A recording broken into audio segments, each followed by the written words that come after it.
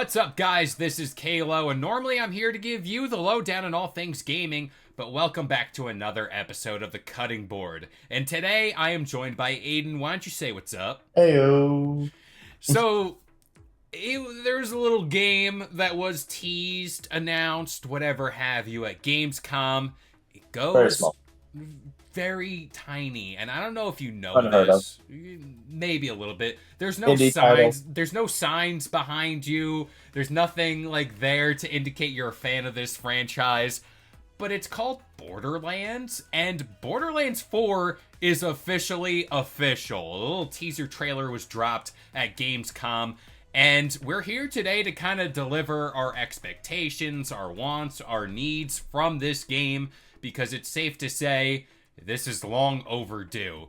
Now, I'm going to pass it off to you first. Let's talk a little Borderlands here. What are I want to say, your expectations for Borderlands 4? To start with, I am deeply disappointed as to when they decided to announce the game. I think that it was a terrible time to announce it because fan expectation and just like overall hype for the series in general is like at an all-time low thanks to the movie.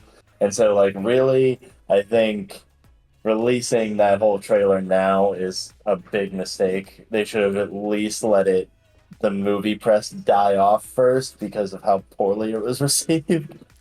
But I mean, other than that, I mean, my feelings are more or less mixed. I mean, like I'm a huge fan of the series. I absolutely love it. I mean, I have attached my heart to show that I love it. But like really the first two, great. I'm even a fan of the pre-sequel, despite it not being as good. But three is where you start to see it die off. And I my expectation for four is for it to be mechanically amazing. Because three was mechanically sound and it was far better than two when it comes down to gameplay. But when it comes to story, I don't have the biggest expectation for it because I feel like I want it to be a more serious Borderlands and for it to go back to satirical humor and more situational humor versus there being like potty humor and a bunch of like just immature jokes that wasn't there for the start of the series. And if they go back to relying on like memes and like immature toilet humor like they did in three for a majority of the jokes, then that's where they're going to see a lot of people just start to really hate it, and then that's where they're going to lose a lot of their fan base. And I mean, I'll call out YouTubers like like Moxie, for instance, is one of them. Killer Six is another.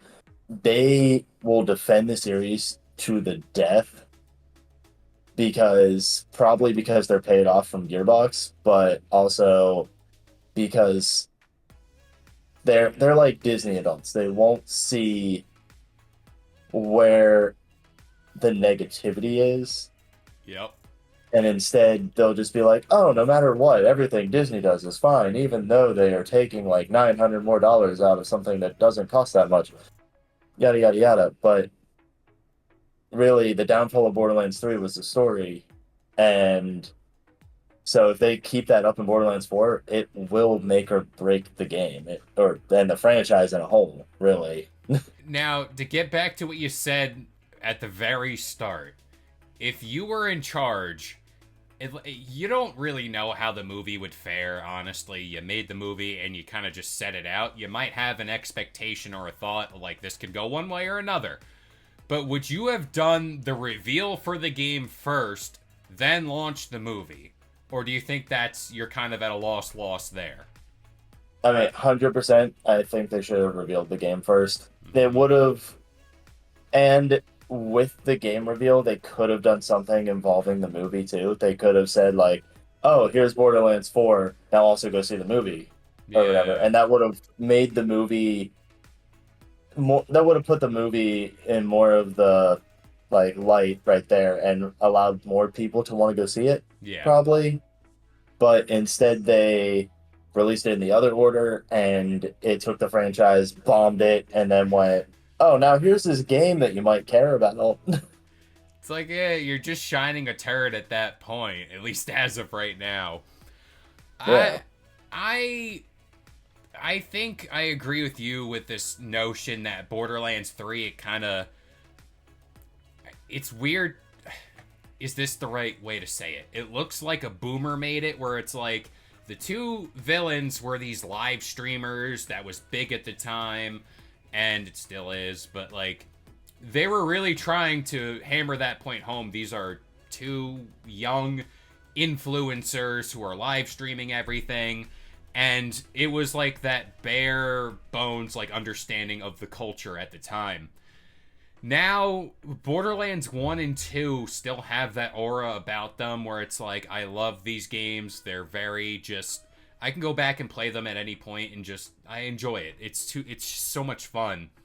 Now, as far as expectations for Borderlands 4, one thing I think that makes Borderlands is the weapons and the vast amount of weapons.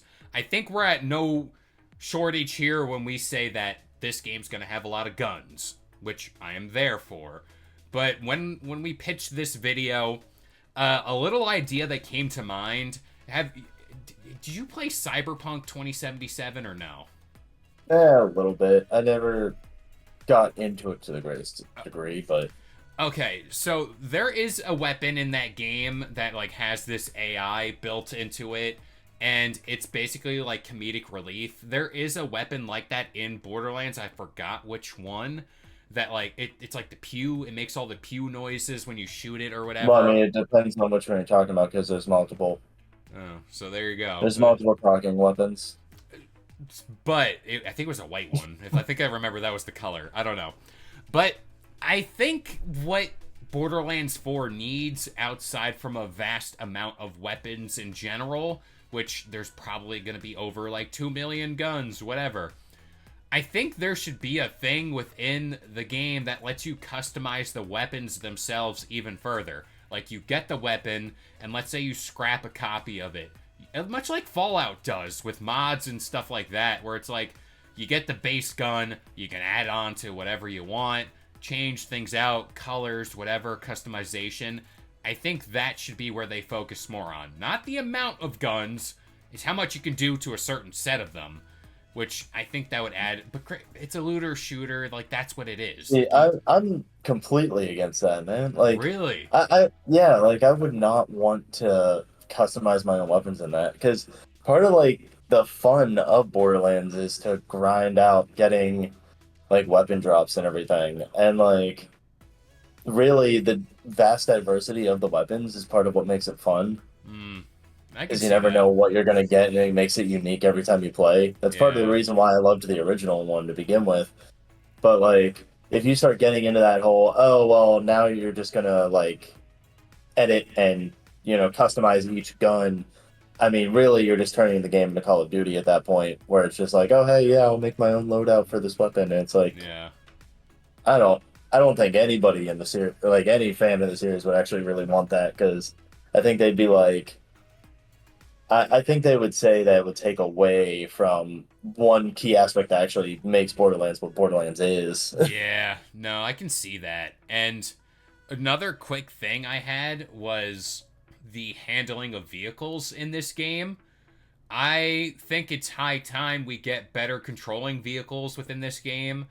I get there have been improvements made in each entry, but I don't know, like I get the point of the game. You run around and you like loot, you shoot, do whatever. But there are sections with vehicular combat. There are sections where you have to traverse a map a vast distance and you're using a car. I just think like a cool, maybe upgraded or refined version of what they have now, that would be welcome. Yeah, I mean, them refining the vehicular like combat and everything, and like just the way vehicles work in general would be nice. I mean, it's kind of like old school like Halo controls and stuff, and it's Yes. like they can be kind of janky. It can be kind of difficult to control them under certain circumstances. I think them really redefining on like every control for the weapon, like for not weapon, but vehicles would be a lot better. But I mean, one of the things that I really want from them in general Like if we're talking like gameplay wise, I want them to focus really on like abilities again, like they did in three of like going off the wall with like expanding abilities. Like I loved that in like I love that part of three where they had for each character they had four skill trees. Yep.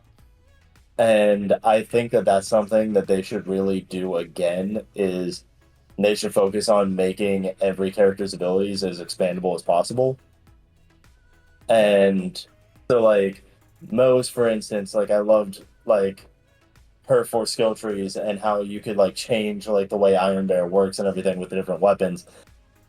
And then like with Amara, I really liked how they did the whole, oh yeah, it changes like how her like whole siren ability functions. Where Yeah. like one you have like the phase grass, the other one's just a punch and everything.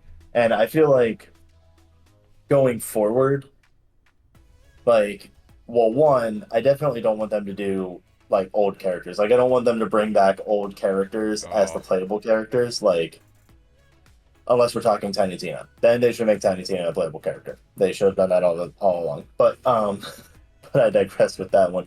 But like if they were to bring back like Lilith and Mordecai and Brick and stuff from the first game, just to allow you to choose from them or allow you to choose from any of the Vault Hunters that already exist, I would feel a little disappointed in that because they've always changed it with every game. And so like I would love for them to do new characters yet again. But like I said, just really expand on that like skill tree aspect. Give them unique abilities that are like able to be changed again to fit certain circumstances or fit a certain build. now I'm going to ask you this question, and I'm just going to label you as the Borderlands expert here. Would you prefer this game to take place on one planet, or do you want something like a Jedi Survivor where you go to different planets, you explore, there's different like biomes on the map, like a Halo Infinite? Like, what do you want as far as the map goes? So like map wise, I see I was very much disappointed with how they handled three with the multiple maps. Like I feel like with how many maps they made, it was way more than they should have, and it overcomplicated the game, made it so that you had to travel way too often. And so I would love to see them go back to the whole focusing on one, maybe two planets. Like it looks like from the trailer, it looks like Elpis will play a role, and I'm sure Pandora will play a role because it always does. And it looks like the Iridian homeworld will Hmm. play a role. And so like I would love for them to just focus on just those three. Don't go beyond that. Yeah. Because if they go beyond those three, then they're going to end up going into the same issue with Borderlands 3, where each world felt kind of rushed, or like Yeah. each world felt a little lackluster in some way. So like, and one of the biggest ones in 3 was Eden 6, like the swamp planet. Like that Yeah. one, it should have been great. There should have been a massive war going on there because it was a hostile takeover of the Jacobs Company, but there was no massive war going on the planet. It felt kind of barren and didn't really feel like there was a lot of stuff going on. That's what I think games like Fallout and Bethesda do so well in Fallout 4. I'm talking about like Far Harbor, stuff like that, where you have your main hub world and then you can fast travel to like another scaled down version of a much bigger area. I think that's what Borderlands should do in a way. I know there's like certain things that make the game, but doing that allows you to one focus on the main game, your vanilla experience. You want to make sure that's jam packed with things. But then later down the line, you're like, all right, let's go to this planet, or let's do this, like a new, I don't know, like a new weapon manufacturer facility you go to and you fight there. I just like that idea of giving giving you the base, the roots of the game, and then later down the line, here's an offshoot branch of this section of the map, or this. Like, do that, or add some verticality for all I care. Just fill the Oh yeah. world. I like filling the world with things and people. Yeah, I mean, that's what they did with like Borderlands 2 will always forever shine as like the beacon of the perfect game, basically, in the series. And if they could do everything that they can to emulate what Borderlands 2 did, then I'd be all for it. But like they had Borderlands 2, and then they did exactly what you talked about. They expanded on that, where Borderlands 2 focused only on Pandora. You went further into Pandora, you went on a massive map, but then every DLC was you had like the Tiny Tina DLC where you went to a different map and it was all bunkers and badasses. Or I can't even think of the DLCs right now. Yeah, that one that goes up the Digistruct Peak or whatever. That just added a new area where you just go and fight through Digistruct Peak over and over again. And that one was good. It was a long fighting area. But like then you also have like the smaller DLCs like the Torg DLC, like all the Headhunter DLCs. Like the small like Headhunter DLC for Torg, that was another little map. And, like each Headhunter DLC was just its own little map that was good. Yeah, it's to look at this game, Borderlands 4 specifically, it's under a bigger microscope because this is a, I would assume, 2025. Am I really hedging my bets that a new next gen console is coming out by then? No, it's not. No? Console lifespans are typically 8 years, so we got them what in 2018, I think it was Something like that. 2019 or something.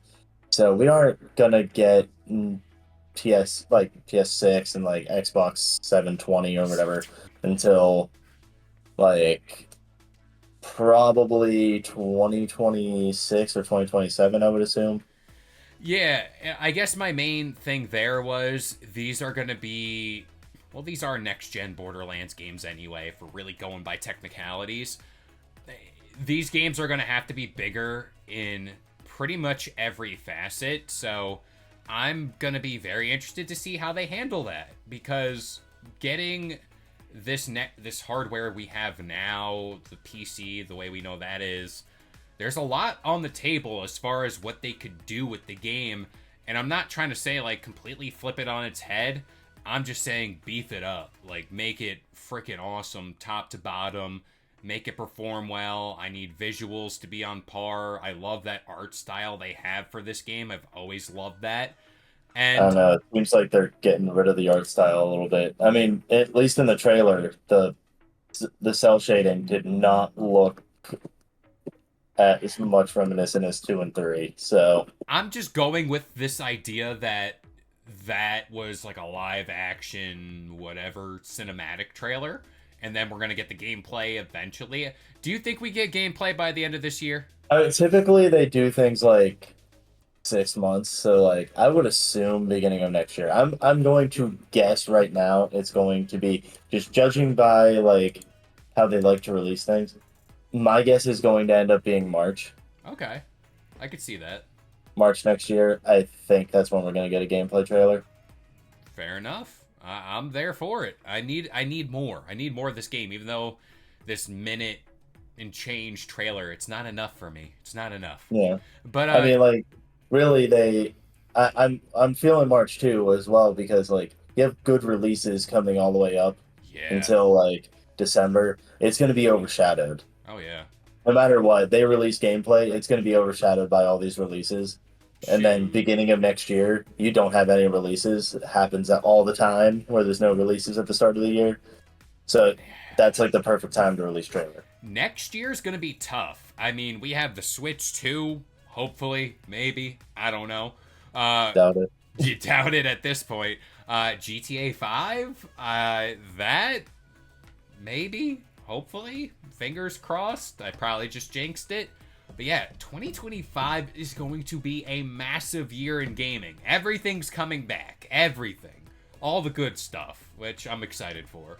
Yeah, no, it will be. Like I'm speaking of that, really in the trailer, I mean, there's like I talked about it in an article, there's a brief flash where you have like one frame after the whole 2025 wish list now thing where people have pointed out that it looks like it says like Monday 15 like right afterwards, and people pointed out that the only Monday, the 15th, in the entirety of 2025 is in September, which would make sense for them because Hmm. like September is their like typical like release time Yeah.